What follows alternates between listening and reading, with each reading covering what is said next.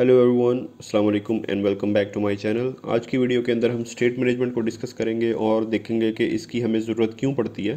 तो सबसे पहले हम बिल्कुल बेसिक टॉपिक से स्टार्ट करते हैं कि स्टेट मैनेजमेंट होती क्या है और हमें इसकी ज़रूरत क्यों पड़ती है। सो इस वीडियो के अंदर हम बेसिक इंट्रोडक्शन लेंगे और फिर अपनी फर्दर आगे सीरीज़ के अंदर इसे कंटिन्यू करेंगे और देखेंगे कि स्टेट मैनेजमेंट के कौन कौन से सोल्यूशंस हैं जो कि हमें फ्लटर प्रोवाइड करता है।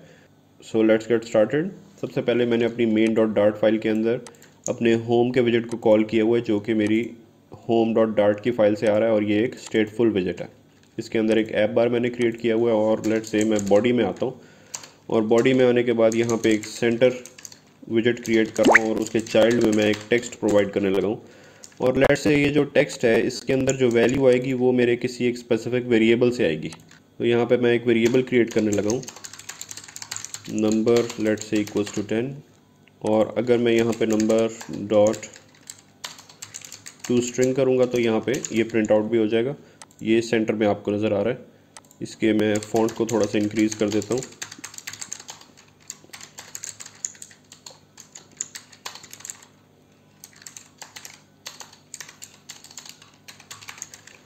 ओके, ये आपको नज़र आ गया। ये हमारे सेंटर के अंदर एक number dot to string use करने से टेक्स्ट विजेट के अंदर हमारा इस वेरिएबल की वैल्यू आ गई है। अब मैं चाहता हूँ जैसे ही यहाँ पे मैं एक बटन क्रिएट करता हूँ उस बटन पे क्लिक करने से मेरा ये जो नंबर की वैल्यू है वो चेंज हो। तो यहाँ पे मैं एक फ्लोटिंग एक्शन बटन क्रिएट कर रहा हूँ और उस फ्लोटिंग एक्शन बटन के अंदर एक ऑन प्रेस्ड की प्रॉपर्टी है और ऑन प्रेस्ड के अंदर हम अपना फंक्शन रन करेंगे और उसके बाद हमारा एक चाइल्ड है। चाइल्ड के अंदर इंस्टेड ऑफ टेक्स्ट मैं एक आइकन पुट कर देता हूँ। ओके, और इसके अंदर हम चाहते हैं कि हमारा जो ऑन प्रेस्ड का मेथड है ये क्या करे, हमारे नंबर की वैल्यू के अंदर एक चीज़ ऐड कर दे। तो इस तरह भी आप लिख सकते हैं, आप लोग लिख सकते हैं नंबर प्लस प्लस। और ये जो चीज़ है इसको हम करें with the help of set state, क्योंकि सेट स्टेट क्या करता है, हमारे इस पूरे बिल्ड मेथड को दोबारा से रन कर देता है ताकि ये दोबारा से बिल्ड हो और नंबर की जो अब अपडेटेड वैल्यू है वो इस नंबर डॉट टू स्ट्रिंग के अंदर शो हो। ठीक है, तो हम इसको सेव कर लेते हैं पहले। ओके, सेव करने के बाद अगर मैं यहाँ प्लस पे क्लिक करूँगा तो वैल्यू इंक्रीज़ होती जा रही है। जो भी प्रीवियस नंबर की वैल्यू थी वो +1 होती जा रही है। ओके, और यहाँ पे यूज़र को शो करवाने के लिए हमने क्या यूज़ किया है, सेट स्टेट। तो लेट्स सपोज एन एग्जांपल कि हमारे पास जो बॉडी है उसके अंदर अभी एक विजेट है जो कि टेक्स्ट का विजेट है जिसकी वैल्यू चेंज हो रही है। तो लेट्स से यहाँ पे मेरे पास एक विजेट की बजाय एक पूरा कॉलम है और उस पूरे कॉलम के अंदर डिफरेंट चाइल्ड्स हैं और उसके अंदर जो पहला चाइल्ड है वो है हमारे पास टेक्स्ट विजेट जिसकी वैल्यू चेंज हो रही थी। और लेट्स से एक और चाइल्ड है इसके अंदर जो कि फिर से टेक्स्ट है और उस टेक्स्ट के अंदर हमारे पास मैं प्रिंट आउट करा देता हूँ date time dot now dot to string. इसको अगर मैं सेव करूँ तो यहाँ पे आप लोग देखें, मैं इसकी ज़रा स्टाइलिंग भी कॉपी कर लेता हूँ।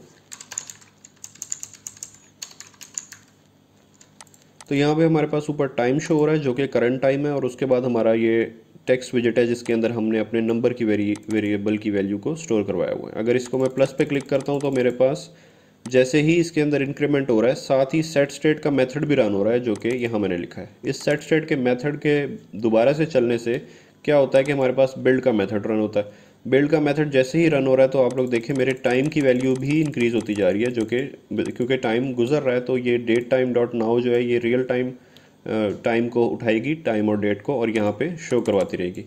तो ये तो सेट स्टेट तब चल रहा है जब हम ऑन प्रेस्ड की प्रॉपर्टी के अंदर क्लिक कर रहे हैं। ओके, यानी इस बटन के ऊपर जब क्लिक कर रहे हैं तो बटन पे क्लिक करने से ये सेट स्टेट हो जाता है। तो यहाँ पे हमें ये रिफ्लेक्ट होने लग जाते हैं चेंजेस। तो इसका मतलब ये जो चेंजेस हैं रियल टाइम में शो नहीं हो रही है, सेट स्टेट करते हुए शो हो रहे हैं टाइम के अंदर। तो इसके अंदर हम एक चीज़, इसका जो सोल्यूशन हम कर सकते हैं, हम चाहते हैं कि हमारा टाइम चेंज होता रहे आफ्टर एवरी सेकेंड। ओके, या after a few milliseconds, जो भी हम रखना चाहें। तो मैं एक इनिट स्टेट का मेथड बना रहा हूँ जो कि कॉल होगा जैसे ही हमारे पास हम इस पेज के ऊपर आएंगे। यहाँ पे मैं एक टाइमर का फंक्शन कॉल कर लेता हूँ, टाइमर डॉट पीरियोडिक, और इसके अंदर हमने ड्यूरेशन देना होता है। लेट से आफ्टर 1 सेकेंड मैं चाहता हूँ कि मेरा ये जो व्यू है ये बिल्ड होता रहे एवरी 1 सेकेंड, ताकि ये मेरे पास ये जो टाइम की वैल्यू है ये अपडेट होती रहे। और टाइम की वैल्यू मैंने कहाँ प्रिंट करवाई हुई है, अपने इस डेट टाइम डॉट नाउ के फंक्शन के थ्रू। तो इस डेट टाइम डॉट नाउ को मैं यहाँ से कॉपी कर रहा हूँ और यहाँ पे एक वेरिएबल के तौर पे असाइन कर देता हूँ, लेट्स से लाइक दिस। और इस टाइम की वैल्यू को मैं दोबारा से अपडेट करना चाहता हूँ, सेट स्टेट करना चाहता हूँ date time dot now. Okay, और इस टाइम के वेरिएबल को यहाँ पे मैं प्रिंट करवाता हूँ।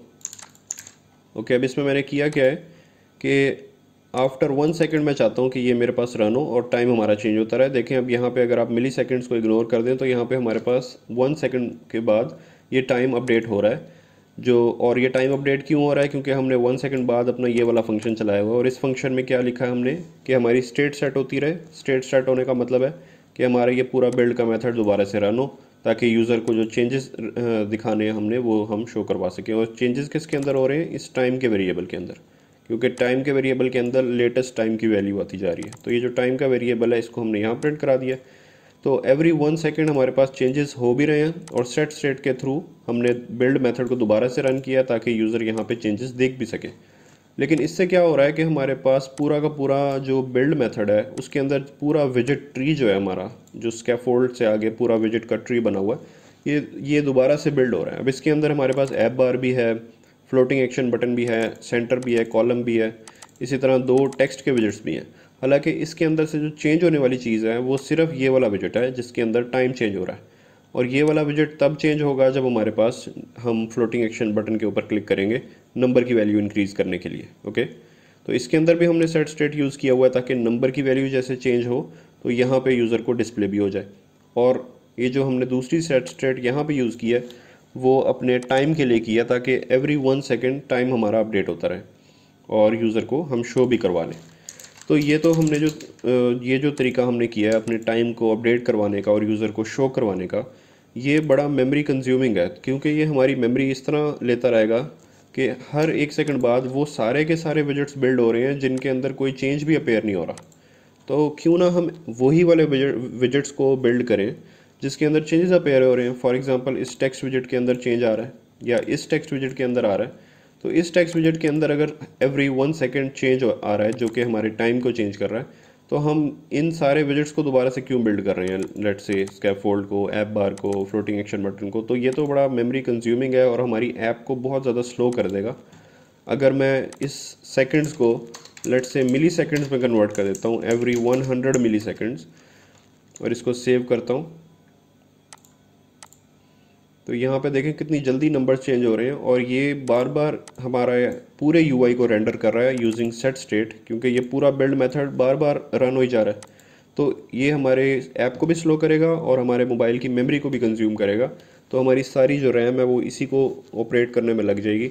तो हम ये नहीं चाहते, हम चाहते हैं कि हमारी ऐप भी एफिशिएंट हो, स्लो डाउन भी ना करे और ये पूरे यूआई को भी रेंडर ना करे और सिर्फ उन पार्ट्स को रेंडर करें जिनके अंदर चेंजेस अपेयर हो रही हैं। लेट्स से इस टेक्स्ट विजिट के अंदर हो रहा है, अगर मैं इस प्लस पे क्लिक करता हूँ तो ये पूरा विजिट दोबारा से बिल्ड ना हो, पूरा विजिट ट्री ना बिल्ड हो, सिर्फ वही वाला विजिट बिल्ड हो जिसके अंदर हमारा नंबर की वैल्यू है, क्योंकि इस प्लस पे क्लिक करने से हमने इंक्रीमेंट किया हुआ है अपने नंबर के वेरिएबल में।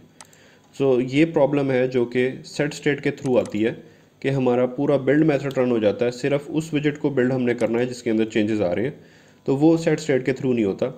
तो ये हमारे पास जो प्रॉब्लम अराइज हुई है इसको सॉल्व करने के लिए डिफरेंट स्टेट मैनेजमेंट के सॉल्यूशंस हैं, और उन डिफरेंट स्टेट मैनेजमेंट सॉल्यूशंस के अंदर से हमने जो यूज़ करना है, जिसके साथ मैं स्टार्ट कर रहा हूँ, वो है प्रोवाइडर्स।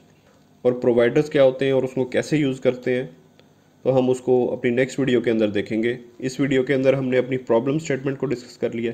नेक्स्ट वीडियो में हम जाएंगे तो हम देखेंगे कि इस प्रॉब्लम को सॉल्व करने के लिए प्रोवाइडर्स के स्टेट मैनेजमेंट सोल्यूशन को हम कैसे यूज़ करेंगे और उसे अपनी ऐप में कैसे एम्बेड कर सकते हैं।